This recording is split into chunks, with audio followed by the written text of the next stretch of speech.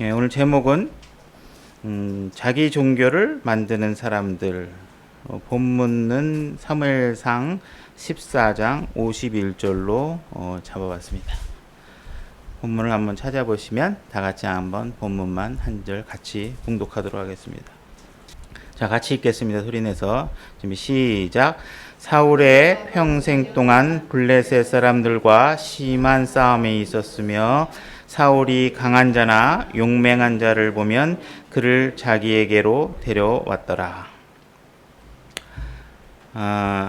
오늘 이야기는 한 절로 딱 집어서 얘기하기 어려워서 오늘 다룰 본문 중에 하나를 그냥 제가 임의로 하나 선정을 했습니다.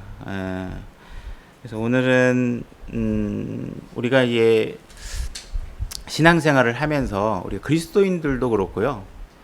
우리가 이교도들이라고 할 수 있겠죠. 우상을 섬기는 사람들도 그렇고 대부분 우리가 성경에 근거하지 않는 자기 종교나 자기 신앙, 자기 신을 만드는 일에 굉장히 익숙합니다.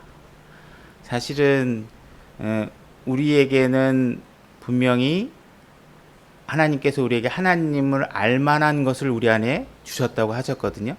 그래서 우리는 본능적으로 누군가를 경배하고 섬기도록 우리 안에 내장 엔진이 분명히 존재하고 있는 게 사실입니다. 그래서 우리는 그러한 경배와 섬김을 어딘가에 해소를 해야 되는데 이게 방향이 잘못되면 우상에게 되고 대중문화에 열광하고 정치적 이데올로기에 열광하고 해서 우리는 우리의 대상을 하나님께 집중하지 못하는 상황이 벌어지고 있죠.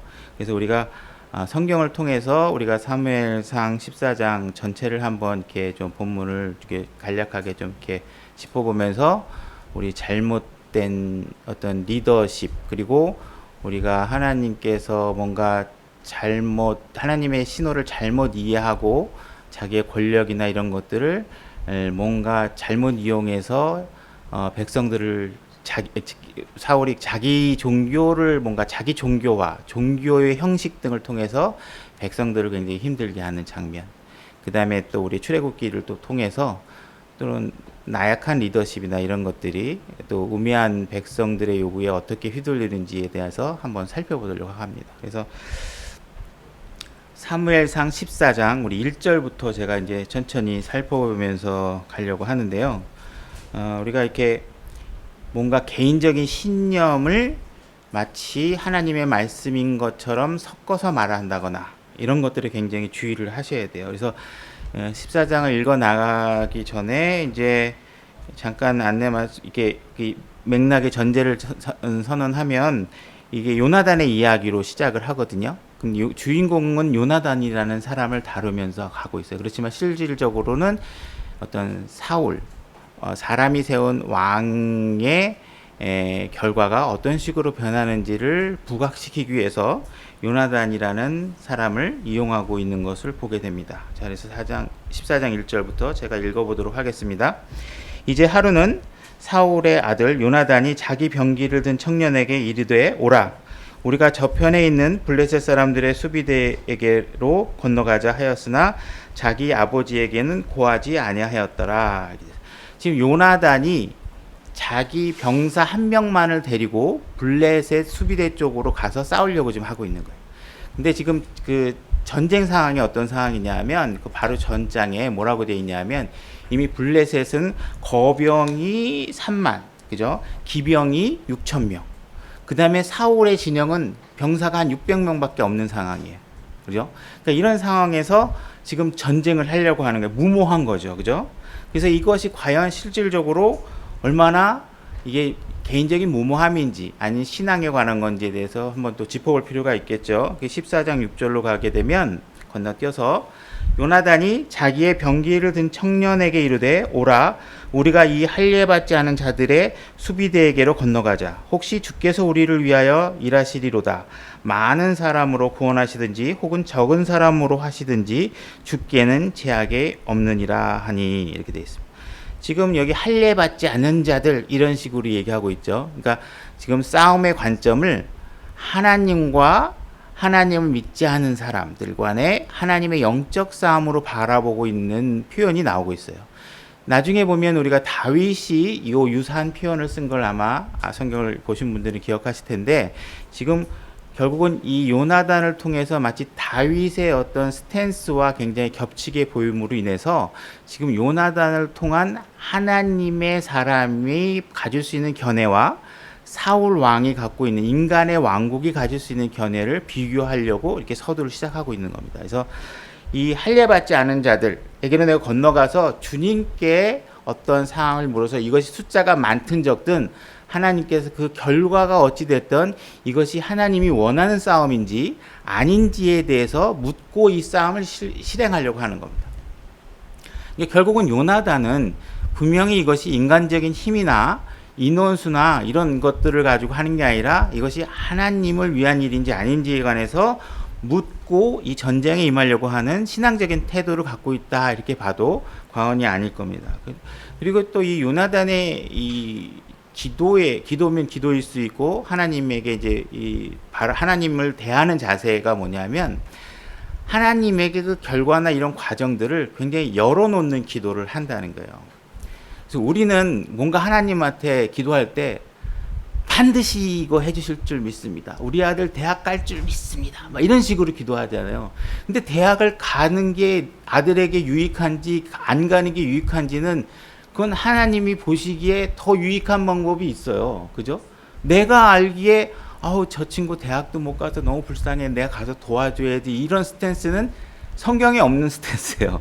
그죠? 그 사람이 대학을 가기 위해서 얼마만큼 정당한 방법과 과정과 노력을 갖고 제대로 갔느냐 하는 것이 더 중요하지, 그 사람이 부당한 방법이라든지 이런 걸 또 들어가게 되면 세상 사람들로부터도 비판을 받지만 하나님 앞에 온전한 것이 아니겠죠. 그죠? 우리는 그래서 이게 정확하게 성경에 근거한 스탠스인지 아닌지를 볼 필요가 있어요. 그래서 우리가 너무 하나님을 내 목적에 맞춰서 결론을 내려놓고 하나님께 내 결론을 요구하는 식의 기도보다는 내 아들이 대학에 들어가든지 못 들어가든지 이 대학에 들어가기 위해서 준비하는 모든 과정들을 선하게 사용하셔서 필요하면 그걸 빨리 포기해서 대학이 아닌 다른 방법으로 유익하게 사용하든지 뭐 이렇게 우리가 기도를 무언가 열어놓고 하나님께 간구하는 자세가 필요하다. 왜냐하면 내가 목적을 갖고 내 의지로 모든 일을 하는 게 아니거든요. 하나님께서 나를 쓰시도록 하는 일이기 때문에 이런 하나님께 결과를 열어놓는 자세는 굉장히 우리 신앙생활에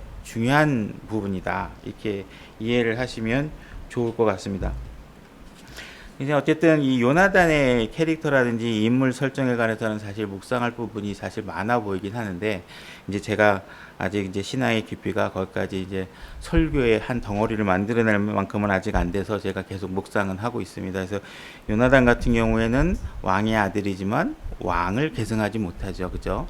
결국은 이렇게 다윗에게도 그렇고, 이런 지금 사울의 스탠스를 보면 굉장히 하나님의 영적 싸움에 훌륭한 자세를 취하고 있는데도 불구하고 결국은 나중에 사울의 가문과 더불어 다 망해버려요. 실질적으로 사울의 아버지와 다 같이 죽어버려요. 사실 다윗에게도 굉장히 많은 은혜를 베풀고 다윗의 친기로서 역할을 많이 하지만 결국은 결론적으로 가면 다윗과 함께 서지 않아서 결국은 다 죽습니다. 그래서 이 요나단이 갖고 있는 캐릭터가 성경을 통해서 어떤 걸 보여주는지에 관해서는 뭔가 하나님께서 또 조명을 보여주시면 또 한번 말씀을 나눌 수 있는 기회가 생기면 좋을 것 같습니다. 그 다음에 14장 8절로 넘어가 볼까요? 8절로 넘어가서 그때 요나단이 이르되 보라 우리가 이 사람들에게로 건너가 우리 자신을 그들에게 드러내리니 그들이 만일 이같이 우리에게 말하기를 우리가 너희에게로 갈 때까지 기다리라 하면 우리는 우리 장소에서 가만히 서서 그들에게로 올라가지 아니할 것이요 그들이 만일 이같이 말하기를 우리에게로 올라오라 하면 우리가 올라가리이다. 주께서 그들을 우리 손에 넘겨주셨나니 이것이 우리에게 표적이 되리이다 하고, 이 내용이 뭐냐 하면 내가 가가지고 블레셋 사람들에게 딱 모습을 보여주면 블레셋 사람들이 나타나서 너 가만히 있어, 내가 가서 너희들 박살을 낼 거야, 내가 그래서 올라오겠다고 하면 싸움을 더 이상 안 할 거다. 그러나 블레셋 사람들이 딱 나타나서 니들이 일로 와라 이렇게 얘기하면 이건 하나님께서 블레셋 사람들을 우리에게 넘겨줬구나 하고 싸우겠다 이렇게 얘기하고, 지금 하나님께서 어떤 표적, 사인을 보여달라고 지금 요구하고 있는 상황이에요. 그 두 사람이 블레셋 사람들의 수비대에게 자기들을 드러내매 블레셋 사람들이 이르되 보라 히브리 사람들이 자기들이 숨었던 구멍에서 나온다 하고, 지금 요나단과 그의 친구가 딱 드러나니까 아 저기 있는 사람들이 숨었던 애들이 나왔구나 이렇게 얘기하고, 12절에 그 수비대 사람들이 요나단과 그의 병기 드는 자에게 응답하여 이르되 우리에게로 올라오라.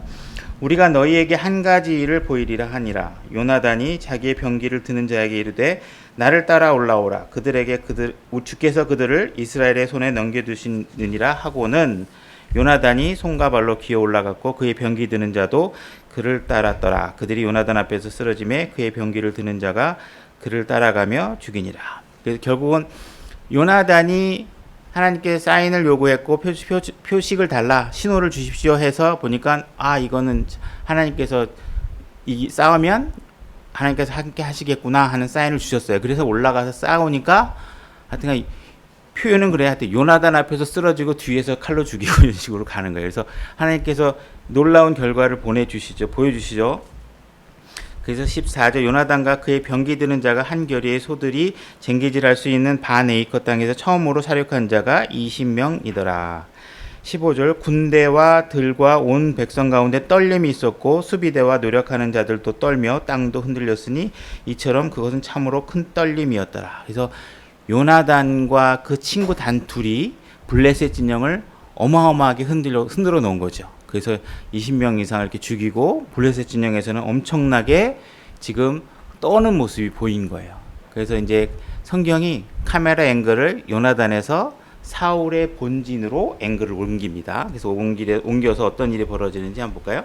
16절 베냐민의 기부에 있던 사울의 파수꾼이 바라보니, 이제 앵글이 요나단에서 딱 이제 싸움의 진영을 보여주고 나서 앵글이 딱 바꿔서 이제 사울 진영을 보는데 사울 진영에 파수꾼이 탁 정찰한 거예요. 보니까 이상한 일이 벌어지는 거예요. 블레셋 진영이 막 이제 흔들리고 하는 것들을 본 거죠. 보라 많은 사람들이 사라지고 그들이 서로를 내리치더라. 그때 사울이 자기와 함께 있던 백성에게 이르되 이제 수를 세어 우리에게서 누가 나갔는지 보라 하므로 그들이 수를 세니 보라 거기에 요나단과 그의 병기 든 자가 없더라. 그래서 이제 요나단하고 그의 병기 든 자, 아마 뭐 옆에 이제 호위 대장 이런 사람이 아닐까 싶은데 그런 두 사람이 사라진 걸 이제 파악해낸 겁니다. 그리고 보니까 얘네들이 나가서 이제 이런 일들을 벌였구나 하는 걸 짐작을 하게 된 거죠. 그래서 18절 사울이 아히야에게 이르되 하나님의 궤를 이리로 가져오라 하였으니 하나님의 궤가 그때 이스라엘 자손과 함께 있었더라 이렇게 되어 있습니다. 자, 하나님의 궤를 가져오라. 이 장면이 오버래핑 되는 내용이 기억나시나요? 사무엘 처음에 보면 엘리 제사장의 두 아들이 에베네셀에서 그 아벡과의 전투를 할 당시에 패배를 하자 그들이 사용한 게 뭐냐면 언약궤를 가지고 오자. 그래서 그 엘리의 두 아들이 언약궤와 함께 나타난 장면이 나타나죠. 지금 사울이 바로 그 당시의 역사적 교훈을 되새기지 못하고 지금 사울은 이 하나님과의 영적 전투에서 어떤 자세를 취하냐 하면 굉장히 지극히 종교적인 자세를 취하는 겁니다. 자기의 마음과 하나님과의 관계 속에서 내가 어떤 영적 상태를 취해야 되는지에 대해서는 돌아보지 않아요. 나는 변하지 않고 이것을 이기기 위해서 하나님의 궤, 언약궤를 가지고 와서 싸움을 하자. 이렇게 하면서 이게 하나님을 자기 도구화시키고 하나님의 영적 신물들을 자기 승리의 도구로 삼으려고 하는 지극히 종교적인 자세를 취하고 있는 것입니다. 굉장히 종교적인 자세를 취하고 있죠. 그래서 우리가 24절로 가보겠습니다. 그래서 그날에 지금 이 동일한 날이 지금 계속 진행되고 있는 겁니다. 그날에 이스라엘 사람들이 고통을 당하니라. 사울이 백성에게 맹세시켜 이르기를 저녁 때까지 아무 음식이든지 먹는 자는 저주를 받을지니 이로써 내가 내 원수들에게 원수를 갚으리로다 하였으므로 백성 중에 아무도 어떤 음식을 맛보지 못하니라. 지금 전쟁 중이잖아요. 전쟁 중이면 사실 굉장히 체력이 소모되는 일을 하고 있는 거죠. 굉장히 체력이 소모되는 일을 하고 있는 거예요. 그래서 전쟁을 하기 위해서는 굉장히 지금 힘든 일이 벌어지는데 지금 사울이 무엇을 하고 있냐면 오늘 밤까지 아무 음식도 먹지 마라. 먹는 날에는 뭐라 그래요? 저주를 받으리라. 지금 사울이 취하고 있는 것이 뭐냐면 지금 자기의 권력과 자기의 지도력을 사적 종교화 시키면서 무언가 힘을 과시하고 싸움에 임하려고 하는 지극히 사적 종교화 장면이 일어나고 있는 거예요. 그죠? 이게 굉장히 위험한 거거든요. 그러니까 하나님께서 권한을 주고 어떤 힘을 주고 그 위치를 줬는데 그 위치에서 뭔가 하나님의 말씀에 입각한 자세를 취하는 게 아니라 자기 권력을 과시하듯이 성경에 근거하지 않고 굉장히 지극히 개인적인 종교적인 스탠스를 하는 겁니다. 그죠?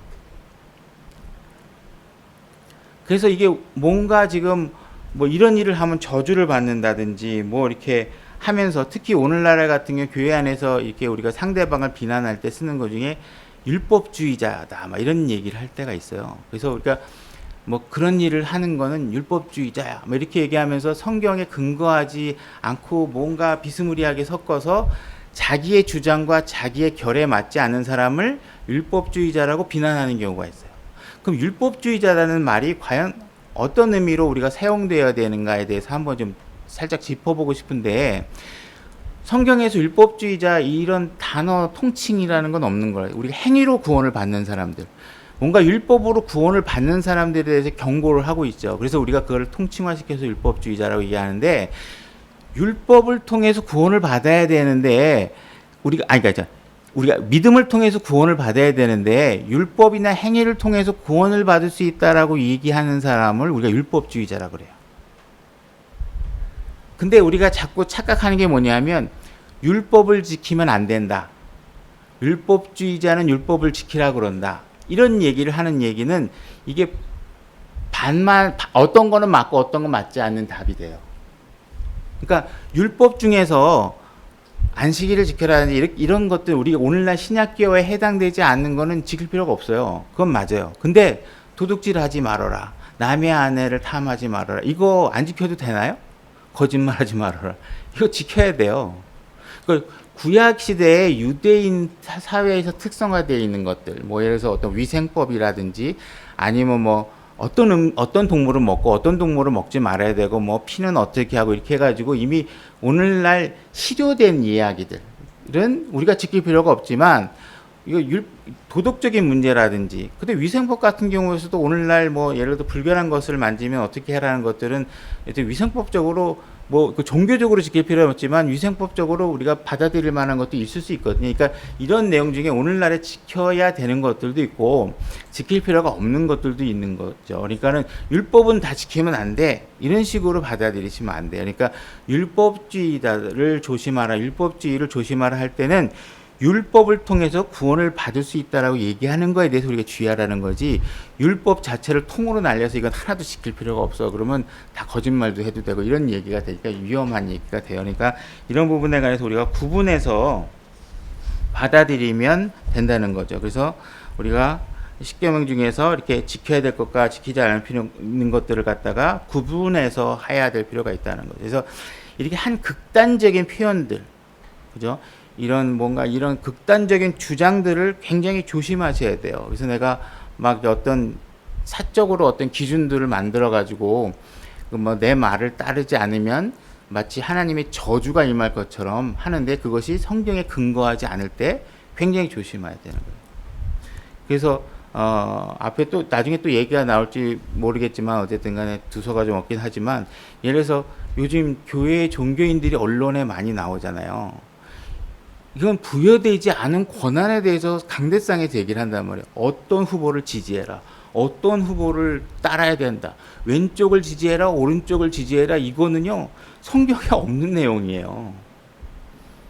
하나님이 뭐 오른쪽이냐 왼쪽이냐 이런 식의 관점을 가지고 성경을 이해하면 편협한 이해가 되고 굉장히 주관적인 상황이 돼요. 그러면 하나님은 말씀을 선포하라고 권한을 주셨고 성도를 맡겼고 자기 양떼를 맡겼는데 그 권한을 가지고 자기 정치적 견해를 얘기하고 자기 정치적 주장을 얘기해서 마치 그걸 지지하지 않으면 하나님의 뜻을 따르지 않는 것처럼 얘기하든지 하는 건 종교의 사유화고 사적화예요. 그건 있을 수 없는 일들이에요. 그렇게 하면 안 되는 거예요. 우리가 나중에 또 보게 되면 결국은 이런 개인 종교화 문제가 어떤 식으로 비약되게 만드는지를 하나님께서 경고하고 있는 내용이 있는데, 이제 다음 절을 한번 또 보도록 하겠습니다. 25절로 가보도록 하겠습니다. 그 땅의 모든 사람이 숲에 들어갔을 때, 맞죠? 들어갔을 때 백성이 숲으로 들어갈 때 보라 꿀이 떨어지더라. 그러나 백성이 맹세를 두려워하여 아무도 자기 손을 입에 대지 아니하니라. 그죠? 왕의 명령이 있었으니까 음식에 손을 못 대고 있는 거죠. 27절. 그러나 요나단은 자기 아버지가 맹세로 백성에게 명할 때 듣지 못하였더라. 이 명령을 할 때 지금 요나단하고 청년은 지금 블레셋하고 싸우고 이런 진영에 분리되어 있는 상황이라 사울의 명령을 못 들은 거예요.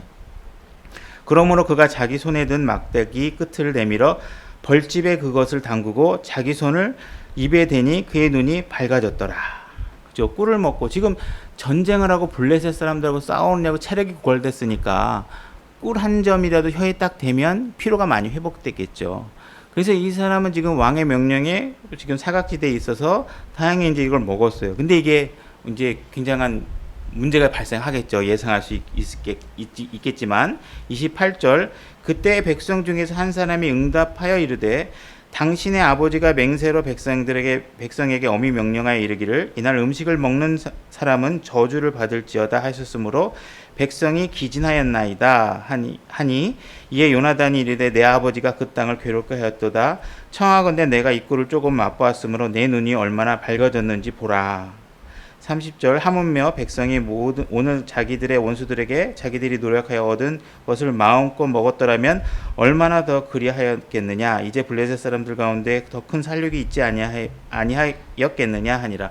지금 전쟁 중인데 아버지가 좀 이거 다 먹게 해줬으면 훨씬 더 체력을 회복해서 할 수 있을 텐데 왜 이런 명령을 해서 백성들을 이렇게 힘들게 만드느냐 하는 이야기를 하고 있는 거죠. 그러니까 한 지도자의 어떤 잘못된 종교화라든지 그 사유화 같은 것들이 백성들을 피곤하게 하죠. 뭐 예를 들어서 어디 뭐 피지섬인가 막 이렇게 가가지고 사람들 막 노동시키고 이런 것들은 성경의 범위를 벗어나서 자기만의 사유화된 종교를 강요하고, 그죠?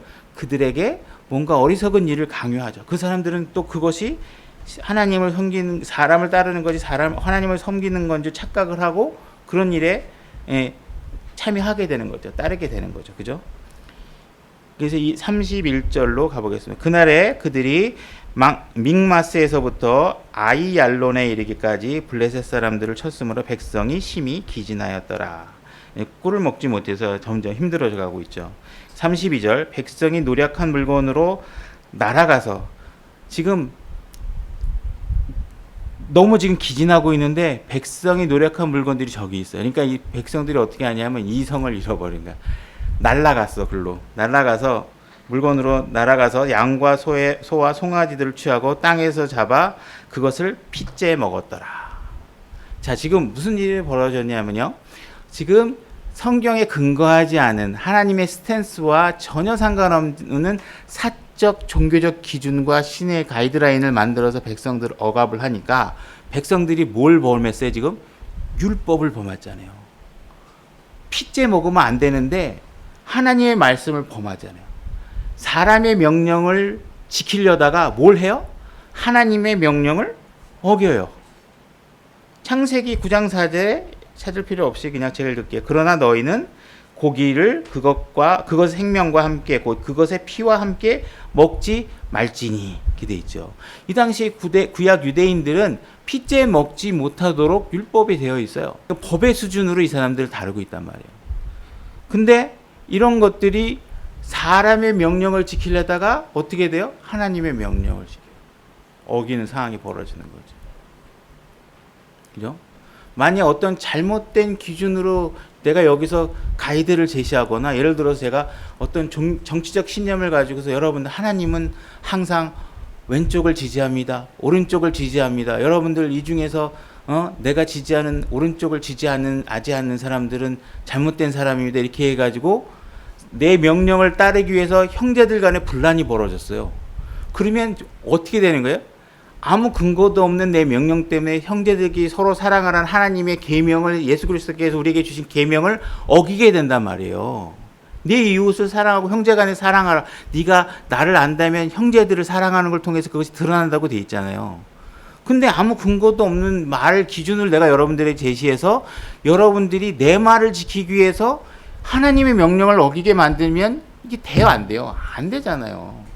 안 된단 말이에요. 그렇죠?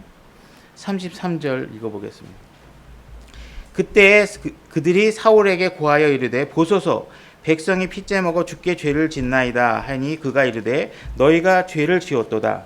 그날 큰 돌을 내게로 굴려오라 하고 또 사울이 이르되 너희가 백성 가운데 흩어져 다니며 그들에게 말하기를 각 사람이 자기 소와 자기 양을 이리로 내게로 끌어다가 여기에서 그것들을 잡아먹되 핏째 먹어서 주께 죄를 짓지 말라 하매 그 밤에 온 백성이 각각 자기 소를 끌어다가 거기서 잡으니라. 지금 나중에 나오지만 이 사울은 자기 명령을 어긴 사람은 다 죽여버리고 싶어요. 근데 하나님 명령을 어긴 사람에게는 나름 굉장히 너그러워요. 지금 그거 죄거든. 내가 죄 안 짓게 해줄게. 이렇게 돌 가져다가 여기서 먹자. 이렇게 지금 하고 있는 거예요. 그래서 35절로 가볼게요. 사울이 주께 제단을 쌓았는데 바로 그것은 그가 주를 위하여 처음 쌓은 제단이었더라. 지금 종교적인 행태, 지금 뭔가 동물을 가져다 제단을 쌓았고 뭐 하는 것들은 보면 점점 강화되고 있죠. 근데 뭔 안 바뀌고 있어요? 사울 자신은 안 바뀌고 있어요. 사울 자기는 바뀔 생각이 없어요. 단지 무언가를 이용해서 자기의 권력과 자기의 결과를 좀 더 극대화시키려고 하는 종교적인 행위만 점점 늘어나고 있는 거죠. 그죠? 36절 사울이 이르되 우리가 밤에 블레셋 사람들을 쫓아 내려가서 동틀 때까지 그들을 노력하고 그들 중에 한 사람도 남기지 말자 하니 그들이 이르되 무엇이든지 왕이 보시기에 좋을 대로 행하소서 하니라. 그때에 제사장이 이르되 우리가 여기로 하나님께 가까이 가사이다 하매 사울이 하나님의 조언을 구하되 내가 블레셋 사람들을 쫓아 내려가리까 주께서 그들을 이스라엘 손에 넘겨주시겠나이까 하였으나 그분께서 그날에 그에게 대답하지 아니하시므로. 지금 하나님께서 사울과의 관계가 단절된 상태로 나타나는 걸 볼 수 있죠. 하나님께서 사울의 물음에 대답하지 않으세요. 하나님에게 물었지만 하나님은 대답하지. 왜? 하나님 앞에 올바로 서 있지 않는 사람에게 하나님이 응답하지 않으시겠죠. 그렇죠? 이게 굉장히 슬픈 일이죠. 우리 그리스도인이 하나님이 나에게 아무런 대답도 안 하시고 나를 버린 자식 취급한다 그러면 이건 굉장히 끔찍한 일이겠죠. 그죠? 38절 사울이 이르되 백성의 우두머리들아 너희는 여기로 가까이 오라. 이날 이 죄가 어디에 있는지 알고 살펴보라. 여기서 이 사람이 얘기하는 죄라는 건 아마 그 율법을 어긴 걸 얘기하는 게 아닌 것 같아요. 진행 과정상 보면 지금 뭐냐면 분명히 누가 내가 한 명령을 안 지킨 것 같아. 내가 선언한 얘기를. 그래서 하나님께서 나에게 대답하지 않으신 것 같아. 그래서 이 죄가 어디 있는지 살펴보겠다고 하는 겁니다. 39절 이스라엘을 구원하시는 주께서 살아계심을 두고 맹세하노니 그 죄가 내 아들 요나단에게 있다 할지라도 그가 반드시 죽으리라 하매 온 백성 가운데에서 그에게 대답하는 자가 하나도 없더라. 지금 왕이 극단적인 표현들을 하고 있죠. 이 죄가 내가 명령한 걸 어긴 사람이 내 아들이라 할지라도 반드시 죽이겠다. 이 종교적인 사람들은 굉장히 극단적인 자세를 취하겠습니다. 특히 이런 이단교로 갈수록 극단적인 자세를 취하죠. 그죠? 그래서 사람이 하나님의 진리 안에 머물러 있지 않으면 종교가 사유화되기 시작하면 자기 기준의 말에 듣지 않는 사람들에게 더 잔인해지고 자기의 말을 듣지 않는 사람에 대해서 공격적이죠. 그래서 이단 종교도 보면 막 이렇게 살인 사건까지 막 일어나고 그러잖아요. 사람 동원해가지고. 그래서 우리가 그리스도 안에서도 보면요, 교제하다 보면 극단적인 말을 하는 사람들이 있어요. 내가 죽어도 무덤까지 저 사람을 용서하지 못하겠다. 뭐든지 뭐 이런 사람들이 있어요. 그래서 저분이 하나님을 믿는 사람이 맞는가? 물론 인간적으로 그런 마음이 들 때는 있어요. 그렇지만 그것이 말로 튀어나올 때는 어쨌든 간에 우리가 이성적으로 우리가 뭔가 기본적인 교육을 받은 사람들은 자제하잖아요. 정말 미워. 막 그냥 가서 한 대 때려주고 싶고 막 그냥 발로 한 대 차고 싶지만 그렇다고 그렇게 얘기 못 하잖아요. 제가 전에는 이게 예를 들어서 한 교회에 어쨌든 간에 이렇게 목양을 하는 사람으로서 이 위치를 잡고 난 다음에는 더 신경 쓸 거 아니에요. 저도 옛날 같이 말하기 어려울 때가 있다면, 옛날엔 책임도 없고 누가 나를 관심 있게 안 보니까. 그렇지만 그 위치가 되면 조심하게 되죠. 그러니까 근데도 불구하고 신앙생활을 오래 한 사람인데도 불구하고 말을 막 이렇게 극단적으로 하는 사람이 있어요.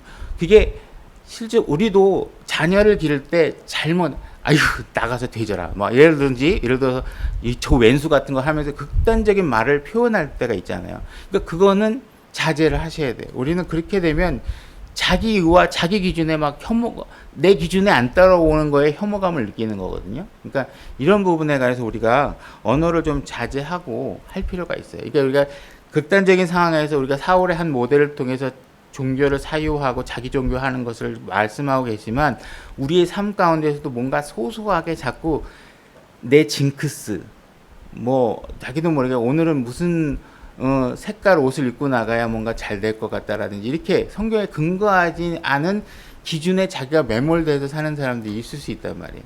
그 종교의 노예가 되는 거거든요. 잘못된 것들에. 그러니까 그런 부분으로부터 우리가 철저하게 자유화가 될 필요가 있어요. 그죠? 36절 읽을 차례 아니군요. 40절 읽을 차례이죠. 네. 40절 이에 그가 온 이스라엘에게 이르되 너희는 한쪽에 있으라 나와 내 아들 요나단은 다른 쪽에 있으리라 하니, 백성이 그 사울에게 이르되 왕이 보시기에 좋을 때를 행하소서 하니라.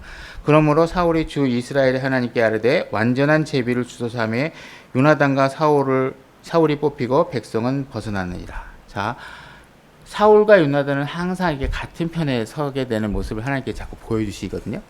사울과 요나단이 같은 편에 있고 다른 백성들이 다 물러나 있어요. 하나님 제비를 딱 뽑았더니 사울과 요나단 쪽으로 가리켰죠.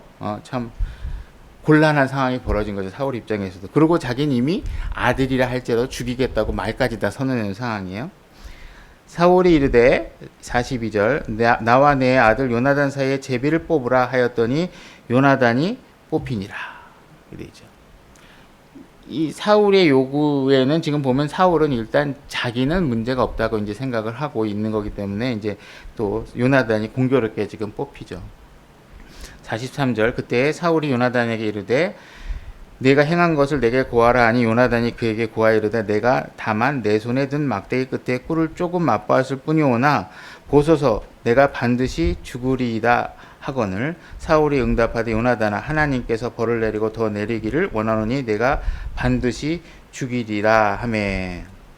그러니까 사울은 지금 굉장히 자기 의에 취했고 자기가 뱉은 말 때문에 점점 자기의 악한 생각이나 그런 감정은 점점 극을 다가가게 되죠. 이게 자기가 자기를 점점 가속화시키는 거예요. 막 하다 보면 막 돌아가신 아버님을 제가 얘기해서 뭐하지만, 아버님이 이게 어떤 때는 아버님이 자꾸 나한테 교회 나가는 거에 대해서 뭐 교회 나가면 밥을 먹여주냐 뭐 아니 내가 속으로는 막 교회 가는 게 밥 먹으러 가는 것도 아닌데 자꾸 왜 저러시나 자꾸 이 수준이 안 되는 얘기를 자꾸 얘기를 하시니까, 이게 대화하자는 게 아니지. 그거는 나를 모욕을 주자는 얘기지 대화를 하자는 얘기는 아니니까 대화가 될 수가 없어요. 그럼 나도 뭘 하면 감정적인 얘기로 대응하게 되지 안 되더라고요. 그래서 어떤 때게 선산이라든지 이렇게 성묘를 가자 그래서 가서 어떤 날은 인내를 하고 참아요. 오늘은 대꾸하지 말아봐야 되겠다. 그러면 아버님 막 얘기하다 보면 자기 말에 자기가 더 점점 흥분하시는 거야. 막 그러면서 너 뭐 극단적으로 나중에 표현들이 점점 나는 가만히 듣고만 있는데 자기 말에 가만히 있으니까 당신 말이 내가 옳다고 긍정해서다고 생각해서 그런지 원인을 잘 모르겠는데, 이게 듣고만 있는다고 멈추시는 것도 아닌 것 같더라고요. 그러니까 이거 보면 사울 보면 자기가 막 뱉은 말 때문에 자기가 막 이렇게 흥분하시는 경우도 있는 것 같아요. 흥분하게 되는 경우도 있는 것 같아요. 그래서 결국 하나님께서 이 진행상을 보면 사울의 간악하고 어리석고 어떻게 보면 무지몽매한 상황들을 백성들이 보게 만드는 거예요. 지금 백성들이 이 상황을 자꾸 드러나게 만드는 거죠. 그죠? 그래서 45절 백성이 사울에게 이르되 이스라엘 안에서 이 큰 구원을 이룬 요나단이 죽어야 하리이까 결단코 그렇지 아니하니이다.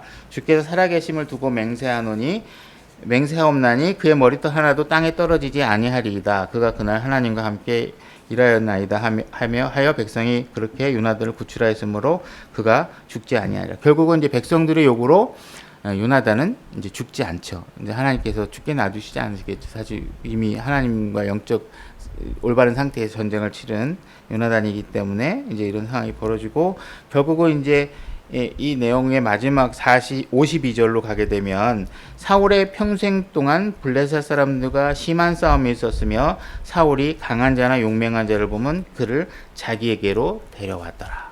그래서 지금 처음에 요나단이 하나님의 싸움은 숫자에 있지 않고 인간적인 어떤 육신적인 힘에 있지 않다라고 했던 스탠스와는 대조적으로, 지금 사울은 용맹한 장수나 이런 사람들을 자기 옆에 붙임으로 인해서 싸움을 승리하고자 하는 자세를 이 문장을 통해서 보여주고 있는 거예요.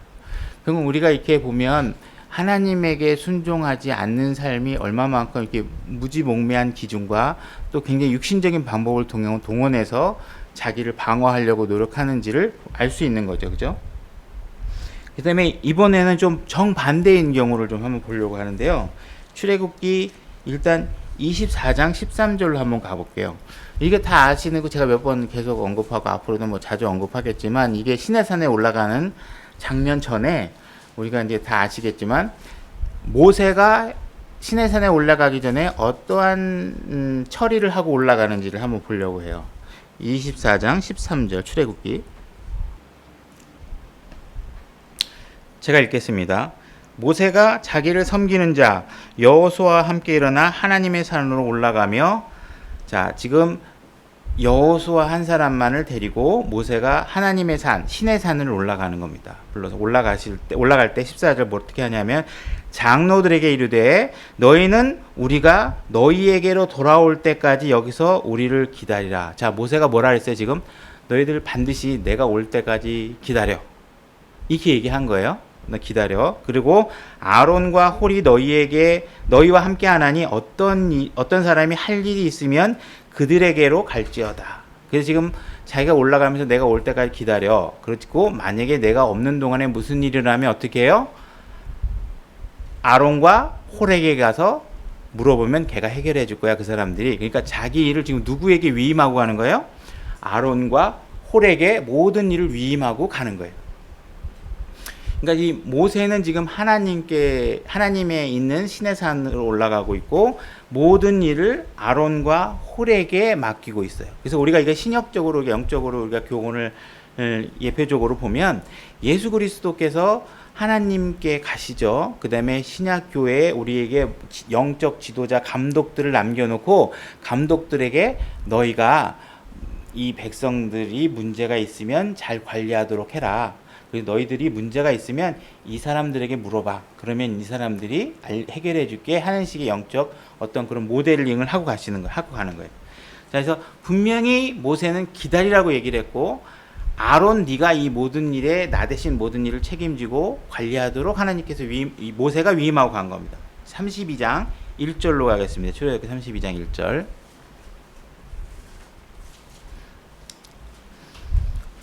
출애굽기 32장 1절입니다. 자, 읽겠습니다.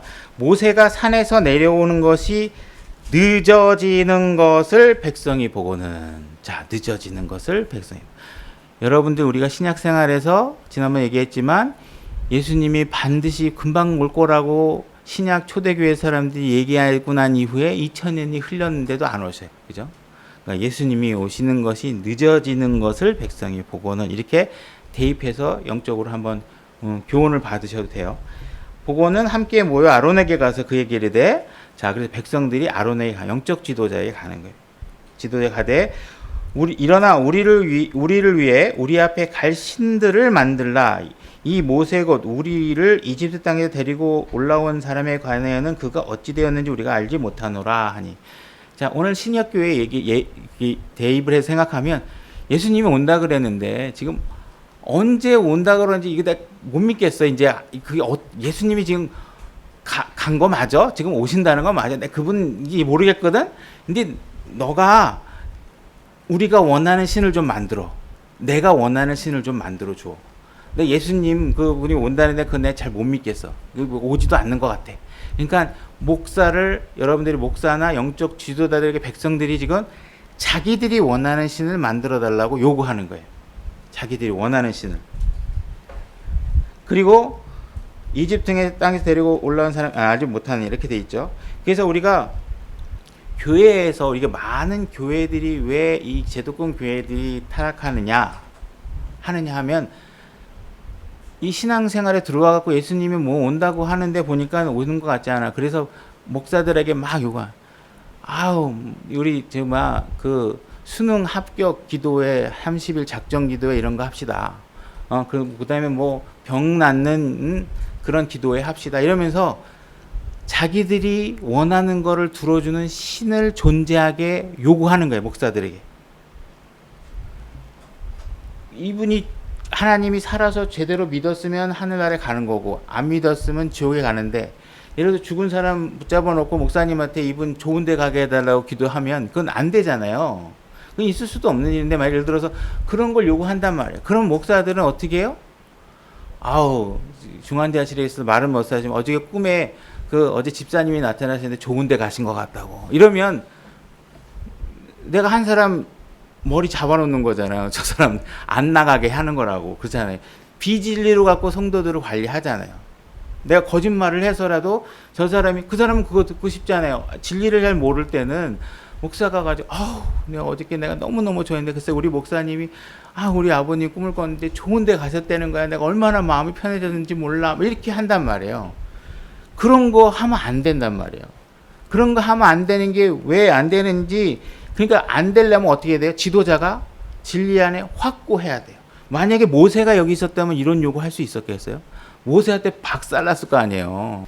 그래서 이런 일 하면 안 된단 말이에요. 이게 왜 그러냐? 사람이 성도들이 본인 막 흩어지는 것 같고 인원수가 있어야 되는데 떨어져 가는 것 같고 그러면 어떻게 내가 나서서 막 내가 신의 위치에 서서 막 저 사람들이 원하는 걸 제공해 주려고 한단 말이에요. 그죠? 그래서 이런 일들을 하면 안 된다며. 그래서 일도 안 했는데도 부자 될 수 있게 해달라든지 이런 어리석은 기도를 하고 이런 하나님을 여러분들에게 만들어내면 그걸 듣는 사람은 좋아하죠. 여러분이 기도하시면 하나님이 힘들지만 잘 살게 해주실 거예요. 하나님은 열심히 일하는 사람을 잘 살게 해주세요. 예를 들어서 제가 오늘날 여러분들이 영어 킹제임스 성경을 보면 영어를 잘할 수 있어요. 그러면 이거는 거짓이 섞인 얘기란 말이에요. 영어는 영어 공부 열심히 하는 사람이 잘하는 거지 영어 킹제임스 성경 갖고 본다고 도움은 되겠지만 그거 갖고 영어 잘하는 거 아니에요. 그러니까 마치 슬쩍 비슷한 거 갖고 얘기해서 마치 영어 킹제임스 성경을 하면 공부를 잘할 것 같다면 속이는 거예요. 여러분들을. 성경에 어디 그런 약속이 어디 있어요? 킹제임스 성경으로 영어 공부하면 영어 잘한다는 얘기 없어요. 어디 있어요? 그냥 그런 거 슬쩍슬쩍 섞어서 얘기하면 안 된단 말이에요. 하나님의 진리만 얘기하면 되잖아요. 굳이 MSG 섞을 필요가 없다니까. 그거 하면 맛은 잠깐 있겠지만 하나님이 원하는 거 그리스도의 심판석에서 얻을 수 있는 게 없어. 그죠? 없잖아요. 그죠? 그런 거 하면 안 돼요. 2절로 가보겠습니다.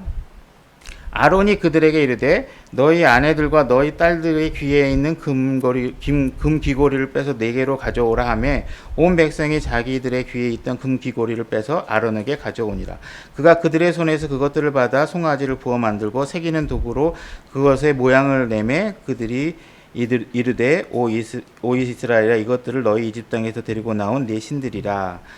지금 백성들은요 자기가 원하는 신을 만드는 데 있어서는 자기의 재물을 아끼지 않아요. 그죠? 자기가 원하는 신을 주는 사람에게는 아끼지 않고 줘요. 그죠? 근데 진리를 얘기하는 사람에게는 힘들죠. 잘 안 되죠. 왜? 자기 요구하는 걸 안 주니까. 그죠? 그 다음에 지금 보면 분명히 송아지를 새기는 도구로 그것의 모양을 내서 만들었다고 돼 있잖아요. 그죠? 이 표현 잘 기억해 놨다가 아론이 나중에 모세한테 어떤 식으로 답변하는지 한번 보세요. 자, 19절로 넘어가 볼게요. 모세가 진영에 가까이 이르러서는 곧바로 송아지와 춤추는 것을 보고 맹렬히 분노하여 자기 손에서 그 판들을 던져 산 밑에서 깨트리니라. 그죠? 깨트리죠. 그 다음에 21절로 가 볼게요.